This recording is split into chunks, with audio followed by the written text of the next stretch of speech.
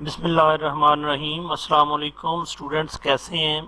उम्मीद है कि आप लोग बिल्कुल खैर खैरियत से होंगे।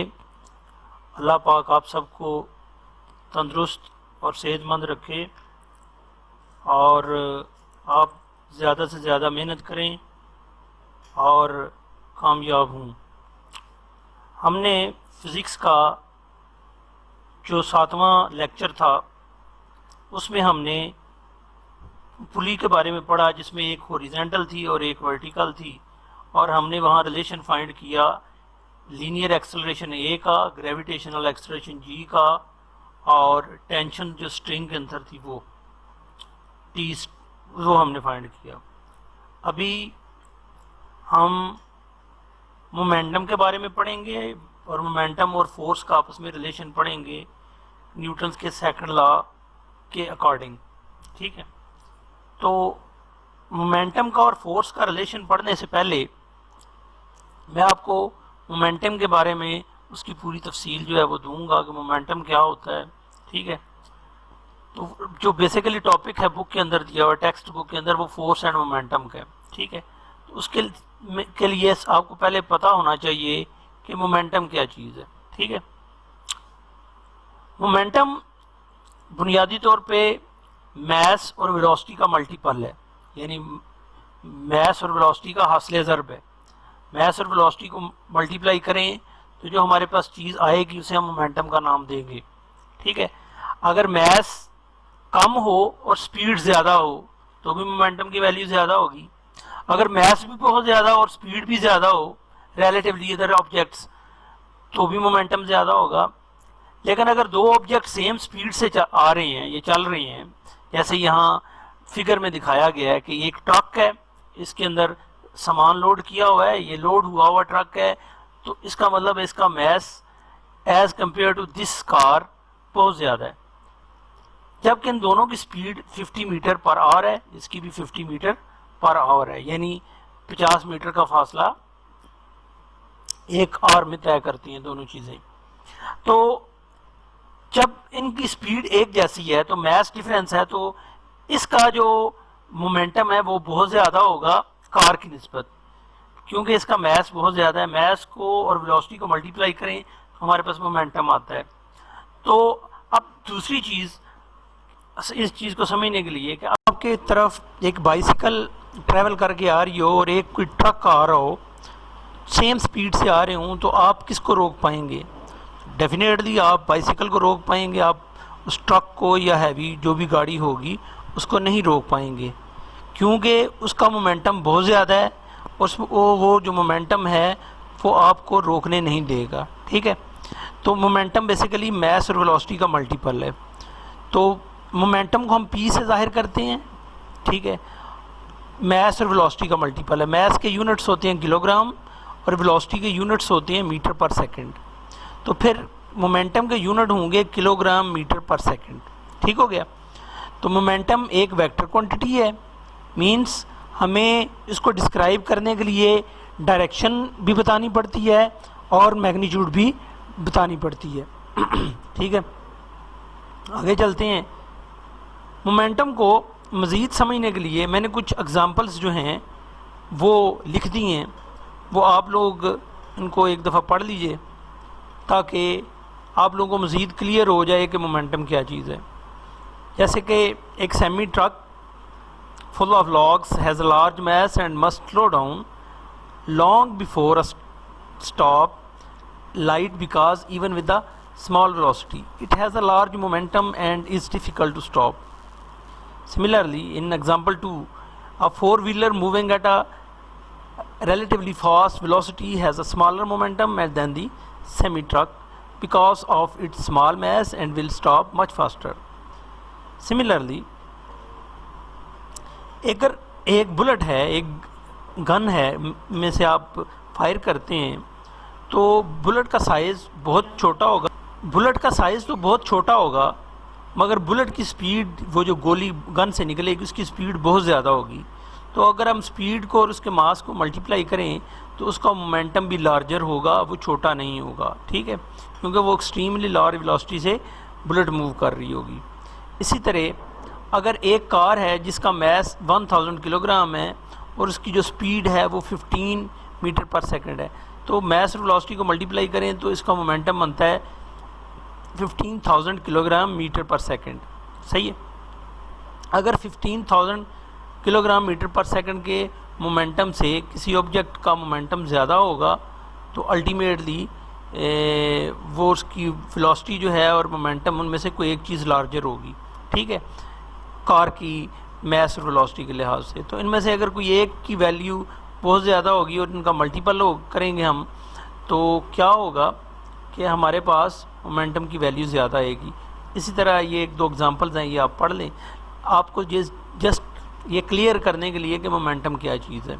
ठीक है, फिर आगे चलते हैं। जो टॉपिक है आज का वो ये है कि क्वेश्चन में भी मैंने वो बना दिया कि how can you prove that the rate of change in momentum of a body is equal to applied force. आप कैसे ये प्रूव कर सकते हैं कि मोमेंटम में जो चेंज आता है, किसी बॉडी के मोमेंटम में जो चेंज आता है या वक्त के लिहाज से जो भी तब्दीली आती है वो अप्लाइड फोर्स की इक्वल है। अप्लाइड फोर्स न्यूटन के सेकंड लॉ में हमने पढ़ा था कि जैसे हम फोर्स अप्लाई करते हैं किसी ऑब्जेक्ट पे तो वो ऑब्जेक्ट जो है वो एक्सेलरेट करता है in the direction of force.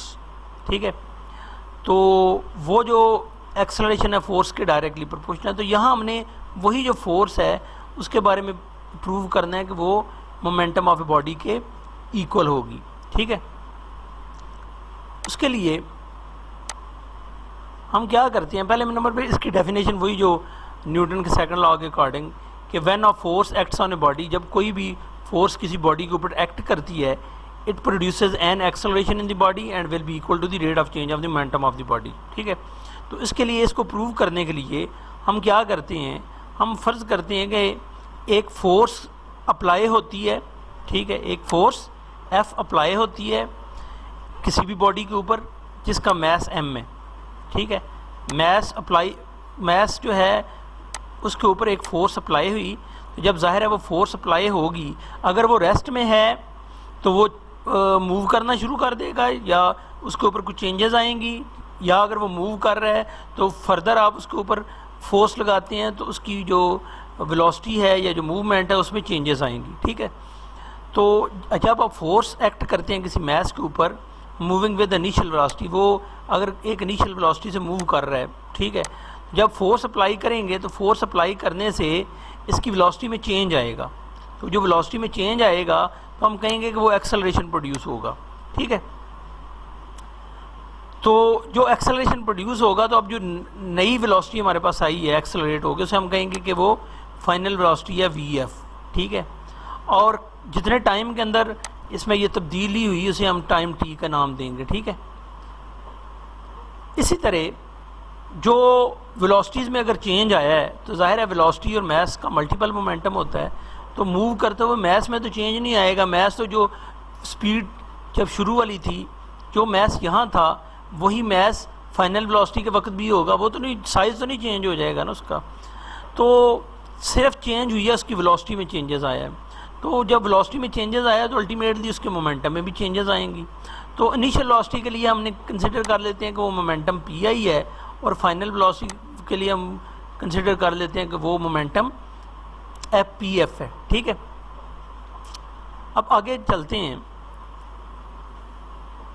हम कंसिडर करते हैं कि जब बॉडी जब वेलोसिटी वी आई थी, बेशक वो रेस्ट में था या मूव कर रहा था, उस वक्त मोमेंटम जो था उसे हमने पी आई कंसिडर किया, मींस इनिशियल मोमेंटम, और वो एम वी आई के साथ हमारे पास आ गया। वो किस लिए कि क्योंकि पी इक्वल होता है एम मल्टीप्लाई बाई वी के। ठीक है, तो मैस तो चेंज नहीं हुआ, वेलोसिटी में चेंज आई है, वो जो चेंज आएगी उसे हम एब्रीविएट कर देंगे इनिशियल वेलोसिटी या फाइनल वेलोसिटी से। ठीक है, तो ये वो मोमेंटम है जब इनिशियल वेलोसिटी वी आई थी। ठीक है, जब उसके ऊपर फोर्स अप्लाई हुई ऑब्जेक्ट के ऊपर तो उसकी वेलोसिटी में चेंज आया, तो अब क्या होगी, मोमेंटम की वैल्यू क्या होगी, momentum of a body having velocity V F. तो जब वी एफ होगा तो उस वक्त हम मोमेंटम को कहेंगे कि फाइनल मोमेंटम है P F is equal to M V F. ठीक है, अब हमें जो टोटल मोमेंटम या मोमेंटम इन चेंज आया है वो फाइंड करना है। अगर आप क्वेश्चन पढ़ें तो लिखा हुआ है rate of change of momentum. Rate of change of momentum का मतलब है कि वक्त के लिहाज से जो मोमेंटम में चेंज आती है, इसका ये मतलब है। ठीक है, तो चेंज इन मोमेंटम क्या होगा, हमेशा हमें पता है कि जब हमने इस तरह की क्वांटिटीज़ का चेंज लेना है तो हम फाइनल क्वांटिटी में से इनिशियल क्वांटिटी को सब्ट्रैक्ट कर देते हैं, तो हमारे पास जो चेंज आई होती है वो आ जाती है। ठीक है, तो उसे हम लिखेंगे कि P F minus P I, P F minus P I means final momentum minus initial momentum, इसकी जो मैथमेटिकल वैल्यूज़ है वो लिखी। अब पी एफ की वैल्यू एम वी एफ है और पी आई की वैल्यू एम वी आई है, वो उसमें हम उसकी जगह पुट कर देंगे। जब हम पुट करेंगे तो पी एफ माइनस पी आई फिर किसकी इक्वल होगा, एम वी एफ। ठीक है, क्योंकि ये एम वी एफ की जगह फिर हमारे पास आ गया पी एफ के जो कोरेस्पॉन्डिंग है। इसी तरह पी आई जो है वो एम वी आई की इक्वल आ गया। तो ये हमारे पास एक इक्वेशन आ गई। अभी हमने rate of change of momentum नहीं फाइंड किया, ये हमने फाइंड कर दिया चेंज इन मोमेंटम। क्या, change in momentum. Rate of change of momentum find करने के लिए हमें इसको एसोसिएट करना पड़ेगा टाइम के साथ। तो हम क्या करते हैं, टाइम के साथ डिवाइड कर देते हैं बोथ साइड्स को।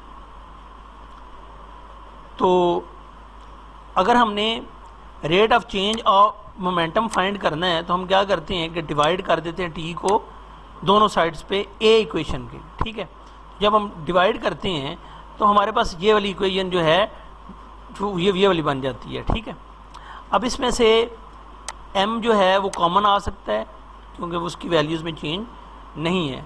तो जब कॉमन लेंगे तो हमारे पास आ जाएगा V F minus V I over T. अब इस चीज़ को समझने के लिए हम देखते हैं ये वाली इक्वेशन। हमें पता है कि ये इक्वेशन ऑफ मोशन है दी हुई कि V F is equal to V I plus A T, ये तो आपको पता होगा। ठीक है, अब हम वी आई को अगर हम इक्वल की साइड पे ट्रांसफ़र करते हैं तो ये वी आई आगे इधर आगे माइनस हो जाएगी, V I minus V F minus V I हमारे पास आ जाएगी, यानी final velocity minus initial velocity.